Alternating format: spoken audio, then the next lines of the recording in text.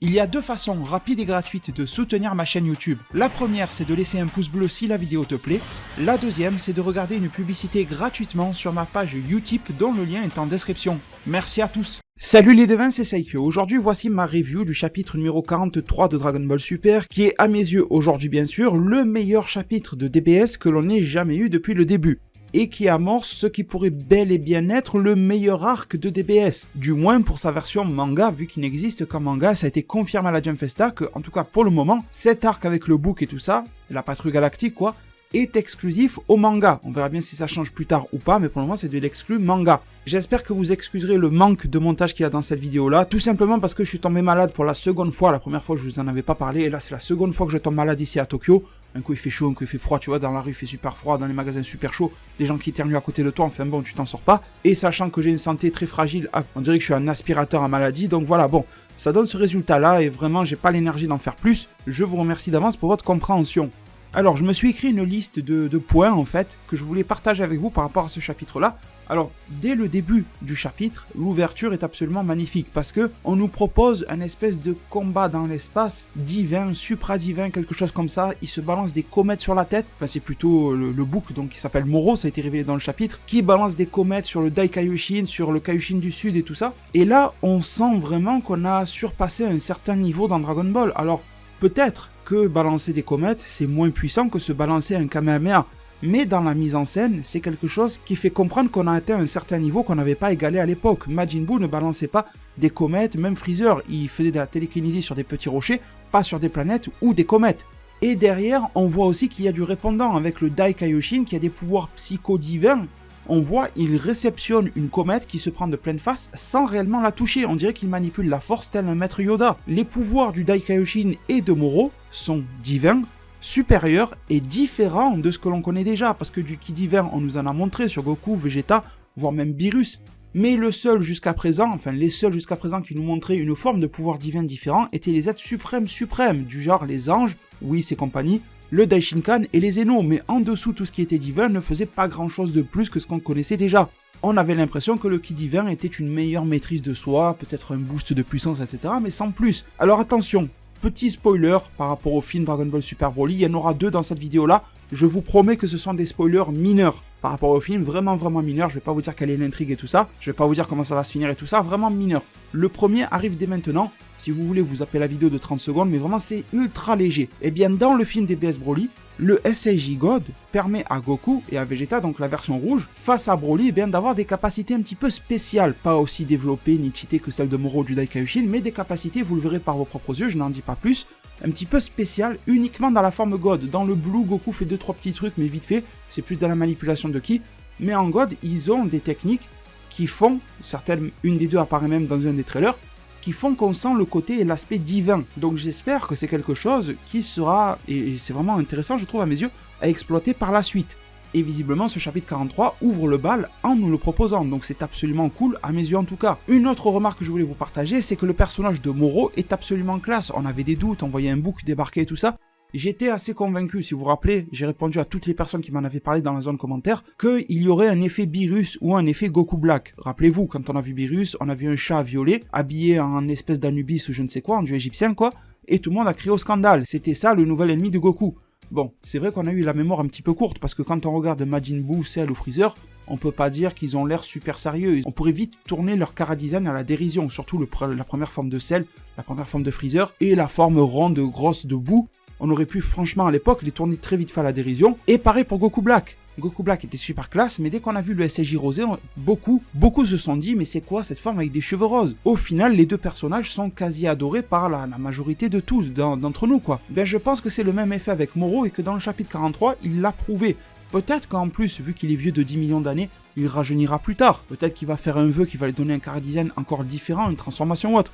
Mais déjà, en l'état, on se rend compte que le mec est classe.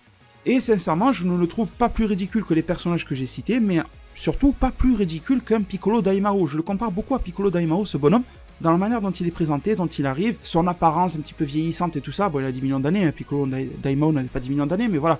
Sachant qu'à l'époque, Piccolo Daimao, on l'a tous trouvé classe quand il est arrivé, alors qu'on ne savait rien du tout, ni sur Kami, ni sur les Namek. On aurait pu le tourner à la dérision, un bonhomme tout vert avec des antennes, pourtant on le trouvait classe. Ben, je pense qu'il faut faire pareil avec Moro. Ce qu'il fait est classe, le personnage est classe à mes yeux, et je trouve que c'est une réussite de chara-design, même s'il a un côté animal bestial, je trouve que c'est réussi. Alors, à la suite du combat, parce que pas mal d'actions quand même, action dantesque, mais pas mal d'actions, avec une sorte de Genki-Dama inversé de la part de Moro, on voit qu'il est capable d'extirper, d'absorber littéralement l'énergie de la vie, l'énergie vitale, comme le dit le Kaioshin du Sud, et dévorer des planètes. Bon, ça fait un petit côté Galactus, on est d'accord, mais je trouve que c'est vraiment ça qu'il faut dans DBS. J'ai souvent fait la remarque dans mes vidéos qu'il y avait une très belle idée dans Battle of Gods, quand Goku et Beerus se battent et qu'il y a une distorsion des univers et tout ça, que tout l'univers risque de péter. C'était aussi une très belle idée à porter quand Beerus et Champa se battent, les anges les arrêtent, sinon l'univers va péter. Mais c'est quelque chose que l'on a perdu au fil du temps. Le Végéto Blue face à Zamasu n'a eu aucun impact dans la timeline du futur de Trunks. Les combats du tournoi du pouvoir, ça se passait dans le monde du vide, d'accord, mais mis à part quand Toppo a changé un petit peu la tonalité du ciel, on n'a pas eu grand chose de plus, un petit peu avec Jiren et Goku, mais sans plus. Et dans l'arc Broly, en ayant vu le film, j'ai constaté, je vous l'avais dit dans ma review, de gros progrès à ce niveau-là. On sent des impacts énormes en termes de combat, mais les impacts restent localisés sur la Terre. On n'a toujours pas d'impact au niveau universel. Et bien là, c'est peut-être un moyen détourné pour le faire, c'est-à-dire que la personne s'en prend directement à l'univers. D'ailleurs, un gars comme Moro, à mon sens, devrait finir tôt ou tard par se confronter à Beerus, parce qu'un mec qui est capable d'absorber des planètes ou je ne sais pas quoi, c'est pas bon pour l'équilibre de l'univers. Le tournoi du pouvoir a eu un objectif principal, faire comprendre aux dieux Kaioshin et Akaishin qu'ils doivent bien faire leur job, sinon Zeno va leur péter la gueule. Les Kaioshin doivent faire des bonnes créations, et si jamais il y a des mauvaises créations, eh bien les Kaioshin doivent les détruire. Alors, allez savoir si Moro est un mortel, donc son peuple aurait été créé par les Kaioshin, ou s'il est un dieu de naissance, mais dans tous les cas, ce que fait Moro n'arrange pas les plans de Beerus. Donc Beerus devra aller lui péter la gueule. C'est vrai qu'on a connu un Beerus très laxiste, qui mange et tout ça, mais là, vu qu'il y a eu la prise de conscience suite au tournoi du pouvoir, il devrait aller directement péter la gueule à Moro. J'espère dans cet arc-là, un combat Beerus full power face à Moro. Peu importe qui gagnera, mais je veux ce combat. Une chose de positive également avec Moro, c'est qu'on sent que ce gars-là, et c'est dit dans le chapitre, c'est pas qu'une perception, ce gars-là est fort sur deux aspects, l'aspect magique et l'aspect puissance brute, c'est dit clairement. Mais on sent aussi une chose supplémentaire, c'est que même si un des gentils de la Team Z, Goku, Vegeta ou autre, arrive à dépasser Moro en termes de force brute, ou pourquoi pas Beerus, eh bien Moro aura toujours une carte magique ou divine dans sa manche à jouer. Et ça pourra venir contrebalancer le fait que peut-être il est moins puissant que Goku et Vegeta. Si Goku sort l'Ultra Instinct, peut-être qu'au combat il dépassera Moro, mais que Moro pourra quand même s'en sortir grâce à quelque chose d'autre. Donc on sent que tout ne va pas se jouer forcément sur la puissance, et ça c'est vraiment cool. Je trouve sincèrement ce chapitre vraiment bien écrit. En parlant de venir à bout de ce personnage-là, on voit qu'il fait un Genki-Dama inversé.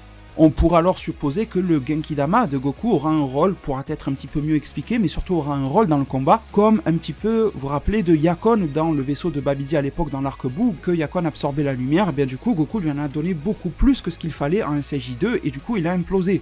Imaginons que Goku constate le fait que Moro est capable d'absorber l'énergie, et soit ça lui fait tilt dans sa tête, ou alors Goku va faire un premier fail, c'est-à-dire qu'il va tenter un Genki-Dama et ça rate, car Moro va l'absorber, c'est de l'énergie de la vie, et Moro va devenir le plus puissant qu'il ne l'a jamais été grâce à ce Genki-Dama de Goku, il va même remercier Goku.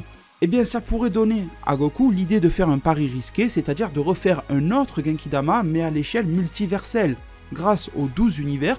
D'ailleurs Goku a côtoyé les 12 univers dans le précédent tournoi du pouvoir, ils ont tous une certaine forme de respect pour lui, ce qui explique que grâce à l'aide d'un dieu qui ferait la communication, Kaioshin par exemple, il pourrait faire une espèce de communication télépathique avec tous ces Kaioshin pour que tout le monde, tous les mortels de tous les 12 univers envoient leur énergie vers Goku pour l'envoyer sur Moro, une sorte d'entraide, et à ce moment-là, Moro prendrait ça en pleine gueule et ne pourrait pas tout absorber et imploserait, ça pourrait être le finish de Moro. On enchaîne dans les très bons points dans ce chapitre, et bien on voit les prédécesseurs de la patrouille galactique, c'est-à-dire la police galactique, et ça je trouve que c'est vraiment très bon et très cohérent par rapport aux anciens one-shots de Toriyama, dans lesquels il mentionnait la police galactique. Vous vous rappelez, je vous ai fait une vidéo sur la patrouille galactique expliquée, je vous montrais que dans les anciennes histoires de Toriyama, on parlait quasiment que de police et pas trop de patrouille. Et bien ici on a l'explication, et vu que toutes les œuvres de Toriyama sont plus ou moins reliées, et bien que c'est tout simplement les prédécesseurs. Et j'ai même envie de rajouter, comme j'avais mentionné dans l'autre vidéo, que même si c'est pas canon, le film DBZ sur Thalès mentionnait une forme d'existence de police galactique. Alors ensuite, dans le chapitre, on revient sur le Dai Kaioshin et son combat, et on apprend qu'avant, il était beaucoup plus fort, et on nous explique même qu'il a dû abandonner la majorité de ses pouvoirs, donc on peut comprendre que ce Dai Kaioshin était largement au-dessus du lot de tous les Kaioshin que l'on connaît, sachant que Gowasu, j'ai plus la remarque exacte, avait fait une remarque sur Zamasu à l'époque, en disant qu'il était un des plus puissants ou des plus prometteurs de son époque en parlant de Kaioshin, etc. Donc vraiment le Dai Kaioshin est largement au-dessus du lot et même les Kaioshin de l'univers 7 en général ont l'air d'être au-dessus de tous les lots. On va dire vraiment une approximation rapide qu'à l'époque du combat contre Buu, le Dai Kaioshin était de niveau plus ou moins de Goku SSJ3 de l'époque Arc Buu. Si à cette époque-là il avait perdu la majorité de ses pouvoirs, ça veut dire qu'il en avait énormément sous le pied et qu'il était peut-être au niveau des Goku God, des Goku Blue, etc. qu'on connaît actuellement.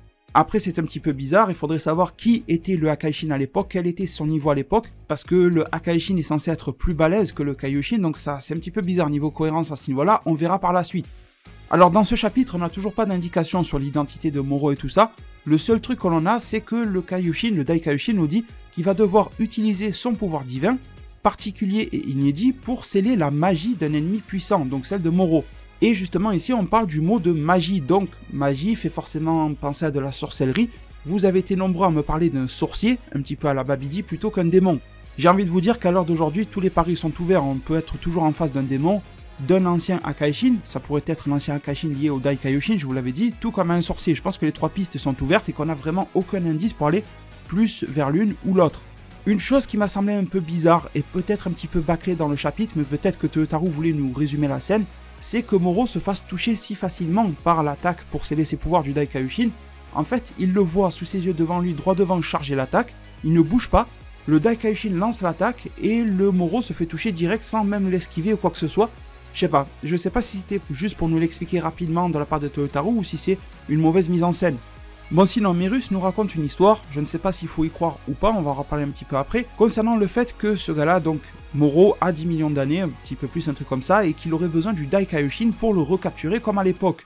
Alors déjà, il y a deux choses qu'on peut remarquer, 10 millions d'années, ça veut soit dire que ce n'est pas un mortel déjà, ça m'étonnerait qu'il y ait une race mortelle qui puisse vivre 10 millions d'années, déjà hit 1000 ans c'est beaucoup, donc ça serait soit un être divin, soit un être démoniaque, comme on vient de le dire, soit un sorcier quoi, qui pourrait rester en vie grâce à sa magie. Mais surtout, ce que je trouve illogique dans l'histoire, c'est que à quoi servirait le Dai Kaioshin? Parce qu'on nous explique que Moro a conservé sa puissance physique et qu'en plus il vient de retrouver ses pouvoirs magiques. Donc à quoi servirait le Dai Kaioshin qui lui a perdu la majorité de ses pouvoirs pour capturer Moro, alors que déjà à l'époque quand il était full power, c'était compliqué. Donc j'ai l'impression que ressortir le Dai Kaioshin aujourd'hui serait totalement inutile. C'est pour ça, c'est pas juste sur le design que je me base pour dire que Merus est méchant et tout ça, parce que sinon ça ressemblerait à une théorie pourrie sur le Daishinkan est méchant. Mais c'est surtout que l'explication de Merus ne tient pas forcément 100% debout.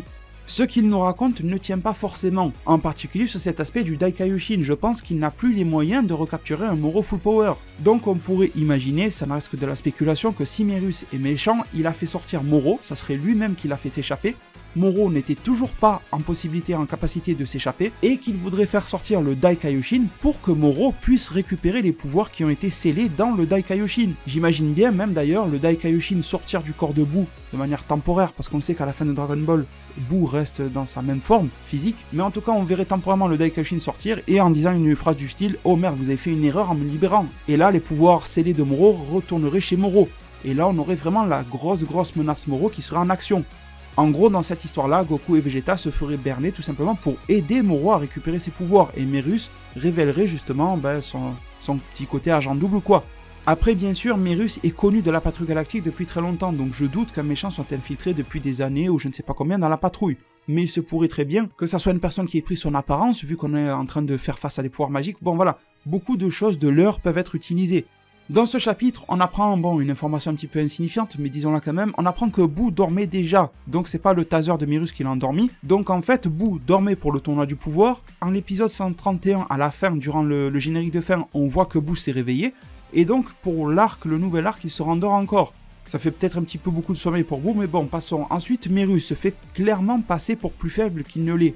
Ça m'a l'air absolument clair et net, on le voit à 2 reprises, et c'est à chaque fois mis en scène par le biais de Vegeta. Vegeta est très perspicace pour juger quelqu'un quand il ne le combat pas, c'est-à-dire que quand Vegeta combat quelqu'un, il est tellement fier qu'il va trop se rehausser par rapport à lui, mais quand il est externe au combat, je trouve que Vegeta juge bien les adversaires, etc. Et là, il dit clairement qu'il ne peut pas lire le ki de Merus, et je trouve que ce n'est pas du tout normal, parce que si c'était un mortel tout comme Jaco ou quelque chose comme ça, le ki devrait être lisible, donc ça pourrait confirmer une nouvelle fois que le ki de Merus et de nature divine ou quelque chose du genre. Vegeta a même compris que lors de la scène du chapitre 42, là où ils se sont fait taser, eh bien Goku et Vegeta se sont fait dépasser sur les mouvements de Merus, chose qui n'est pas du tout normale pour un gars sortant de la patrouille galactique.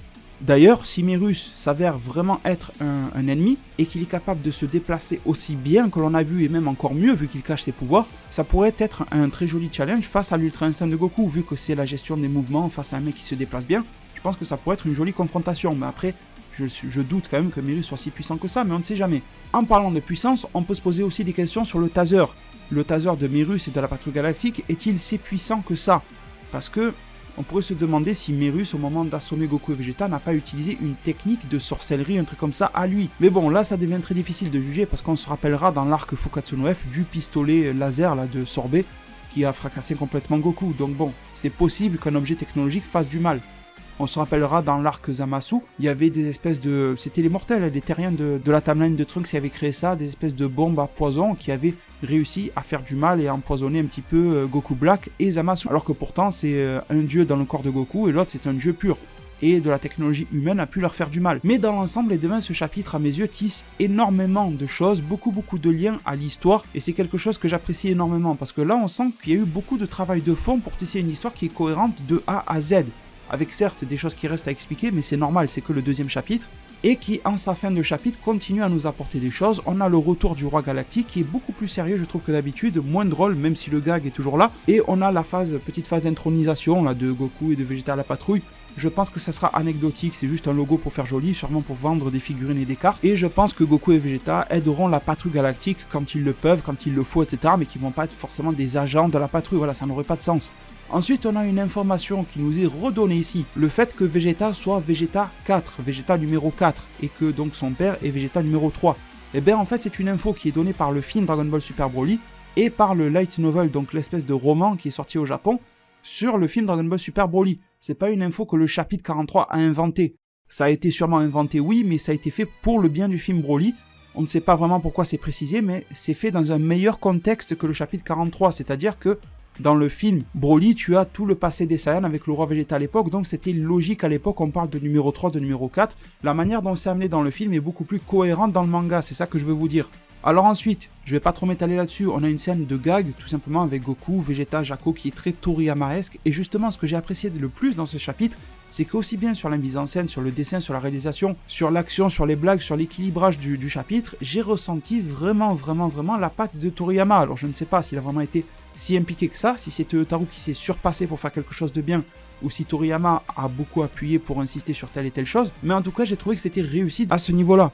Alors à la fin, une des toutes dernières scènes du chapitre, eh bien on ressent vraiment le fait que Toyotarou et Toriyama, les deux l'avaient déclaré en interview, des interviews différentes, et bien qu'ils adoraient vraiment Star Wars. Et ici, à la fin du chapitre, on en a une référence évidente, et je pense que c'est une référence évidente au film Solo. Alors j'ai pas du tout aimé le film Solo, mais c'est la scène où il y a l'espèce de truc là, de train suspendu, une course-poursuite, etc.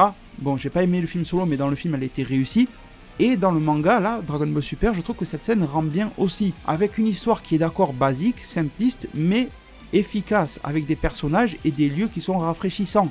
Avec une petite histoire de fin du chapitre, c'est pas ça le cœur du chapitre, mais qui est sympa comme c'est le faire Toriyama, tout en gardant le fond de suspense principal de l'arc sur les capacités de Merus, celles de Moro et de leur motivation, parce qu'au final, ni les motivations de Moro ni celles de Merus dans ce chapitre-là ne sont réellement évoquées. Et justement, quand je vous parle de suspense de l'arc qui se met en place, eh bien la fin du chapitre 43 est spécialement dédiée à ça, parce qu'on a un Merus qui résout la situation, l'action, sous les yeux de Goku et Vegeta, sans qu'ils n'y voient ou comprennent rien du tout, alors qu'ils étaient en train de le fixer, il disparaît sous leurs yeux. On a aussi un point, une petite référence intéressante, c'est la manière dont peuvent voler les patrouilleurs, aussi bien Jaco, Merus, par les pieds, ça ressemble énormément à Astro Boy, et je trouve ça super, parce que Toriyama a toujours dit adorer Astro Boy. La manière dont a pu se déplacer Merus, c'est-à-dire qu'il était en train de stopper un wagon et d'un coup, sous les yeux de Vegeta, il disparaît, ça me rappelle un petit peu les gens qui manipulent le temps. Comme par exemple, on a pu le voir avec Hit ou Whis, la personne est là devant les yeux, d'un coup elle se retrouve ailleurs, mais il n'y a aucune sensation de mouvement, aucun déplacement d'air, aucun mouvement de ki, rien du tout. Donc c'est vrai que ça ferait peut-être un petit peu trop de personnages capables de manipuler le temps, mais c'est peut-être aussi une piste à garder dans nos têtes. Peut-être que Merus est certainement fort, mais est-il réellement aussi fort que ça pour se déplacer sans qu'un Goku ou un Vegeta qui le fixe ne puisse se rendre compte de quoi que ce soit, alors qu'il vient tout juste de sortir de l'arc Broly? En parlant de l'arc Broly, eh bien ça sera le deuxième spoiler mineur par rapport au film là, vraiment mini quand on a Goku sur le vaisseau, qui s'accroche au vaisseau là, qui dit au mec à l'intérieur d'en sortir, il est collé à la vitre. Eh bien en fait vous avez exactement, mais 100%, la même scène dans le film Broly. Goku fait exactement pareil, donc je pense que c'est une petite inspiration, clin d'œil de la part de Toyotarou à ce que fait Goku dans le film. Je suis sûr que Toyotarou a vu le film, ça me semble logique. Sinon, pour se recentrer sur l'histoire, une chose qui a l'air vraiment intéressante mais étrange à la fois, la manière dont, comme par hasard, l'équipage de Merus et tout ça arrive à capter la trace de Moro. Ça me rappelle vraiment le film Broly DBZ de 1993, vous vous rappelez le tout premier? Quand Paragus disait à Vegeta à toutes les 5 minutes « Ah ça y est, on a capté le ki du SSJ légendaire par ici, par là dans la galaxie », et il les menait en bateau tout le temps, jusqu'à ce que Broly se révèle comme étant le SSJ légendaire. Un petit peu comme si tout est fait pour que Goku et Vegeta soient mis en relation avec Moro, et que Moro aurait besoin d'eux d'une manière ou d'une autre. Avec bien sûr une fin, la dernière page du chapitre, ultra épique mais tout aussi étrange, dans laquelle Goku et Moro se rencontrent mentalement, un peu comme Goku qui trouve Broly en 1993, c'était aussi par le biais de la technique de téléportation, il arrivait à sentir son ki. On dirait même, quand vous regardez la scène, que Moro s'attendait à ce qu'il soit trouvé par Goku à un moment ou à un autre. Du coup, reste à savoir à quoi peuvent servir Goku et Vegeta à Moro, peut-être à absorber leur ki divin. Vu que Moro est capable d'absorber l'énergie de la vie, il pourrait leur absorber leur ki divin et on aurait un arc dans lequel il faudrait qu'ils se débrouillent sans. Et aussi à quoi sert le Daikaioshin, ça on en a parlé un petit peu tout à l'heure. Probablement récupérer les pouvoirs magiques qui sont scellés à Moro. Ça voudrait dire que Merus aurait menti. Moro n'a pas encore récupéré sa magie, mais il veut le Daikaioshin pour la récupérer. Donc, conclusion de tout ça les devins. Eh bien, quel est le fond de tout ça? Tout ce qu'on a vu dans le chapitre, je le trouve absolument énorme, mais il y a bien un fond d'histoire derrière. Le point clé pour la qualité du scénario de ce chapitre et de cet arc-là plutôt, ça sera de savoir quelles sont les motivations. Bien sûr, il est beaucoup trop tôt pour le révéler dès maintenant, et nous n'avons aucun indice sur ce que recherche Moro, et ça me semble logique. Tu peux pas, dès le premier chapitre, on va considérer que c'est le premier chapitre, dire tout ce que veut le méchant, non. Mais bon, les raisons peuvent être multiples. On peut avoir une ultime quête de pouvoir, j'espère que c'est pas juste ça. On peut avoir une revanche, Moro voudrait prendre sa revanche sur je ne sais qui, une haine envers les dieux. Certains d'entre vous m'ont fait une proposition un petit peu extravagante dans le genre, est-ce qu'il ne serait pas le créateur de Majin Buu? Alors j'y crois pas trop, mais vu que Buu existe depuis des temps immémoriaux, c'est vrai que Moro aurait pu catalyser toute l'énergie maléfique de l'univers, on a vu qu'il est capable de la manipuler en quelque sorte, et de créer l'être Buu. On nous avait présenté Majin Buu comme étant le rassemblement de toute l'énergie maléfique de l'univers 7. Est-ce que ça ne serait pas Moro, grâce à ses pouvoirs magiques, qui en serait la cause réelle? Et du coup, la famille de Babidi ensuite aurait pris le relais sur ces fameux sortilèges, mais de manière plus faible. Sincèrement, je ne pense pas, parce que je ne vois pas. D'accord, ok, si Moro est le créateur de Buu, mais quelles sont ses motivations? Retrouver Buu, je veux dire, Moro est plus puissant que Buu. Donc je ne vois pas trop où ça mènerait. Mais bon, vu là où on en est, j'espère que Moro a une dent envers un dieu, envers peut-être pas Zeno, parce que je pense que Zeno le claque des doigts et le pète, mais qu'il a une dent envers un Akaishin, envers Beerus, envers le prédécesseur de Beerus, envers un Kaioshin, je ne sais pas, mais ça serait plutôt intéressant, plutôt que juste avoir un gars qui, comme Piccolo Daimao à l'époque, voulait devenir le plus fort et régner sur tout. À l'époque, ça marchait parce que c'était novateur, mais aujourd'hui, je pense qu'il faut justement innover. Du coup, les devins, vous avez compris qu'il y a beaucoup de belles perspectives là-dedans, beaucoup, quasiment que des bonnes choses dans le chapitre 43. J'espère sincèrement qu'il vous a tout autant plu qu'à moi. Vous me le dites en zone commentaire, je vous laisse le lien de ma page Utip pour me soutenir très rapidement, tout comme je vous remercie pour ceux qui laisseront un petit pouce bleu pour le bon référencement de cette vidéo là. En tout cas, prenez tous très bien soin de votre futur, et à plus pour de prochains arts divinatoires.